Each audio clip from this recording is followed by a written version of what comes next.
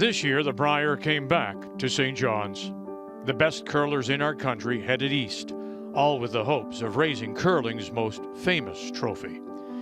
And it came as no surprise that Newfoundland was once again the perfect host.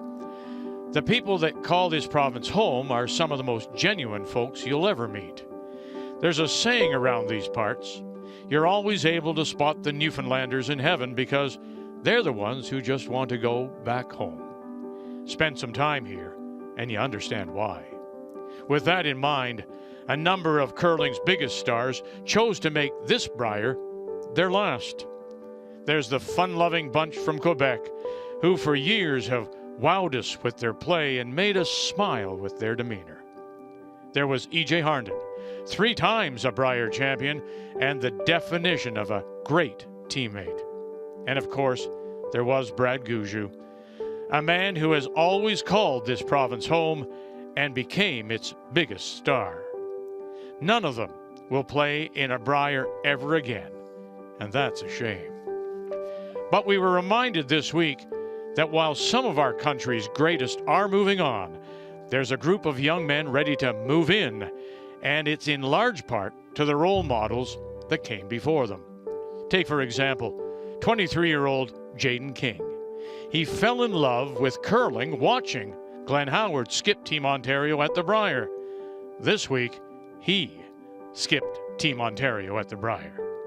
There was 30-year-old Braden Calvert, who dreamed of skipping Team Manitoba, just as his idol, Jeff Stoughton. This week, that dream came true. And what about Owen Henry? At the 2016 Brier, there he was, dressed as his idol, Brad Jacobs. At the 2026 Brier, there he was, playing against Brad Jacobs.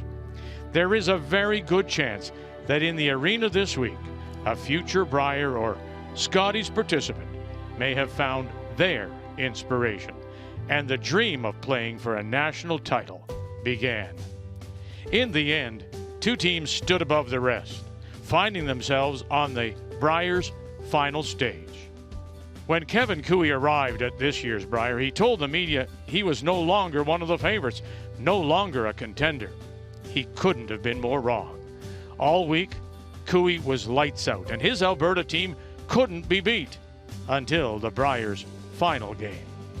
Matt Dunstone has been on the Brier podium 4 times before, but never on its top step.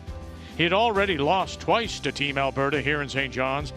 However, when it mattered most, Dunny was money. Congratulations to Ryan Harnden, E.J. Harnden, Colton Lott, and Matt Dunstone. They are the Brier champions.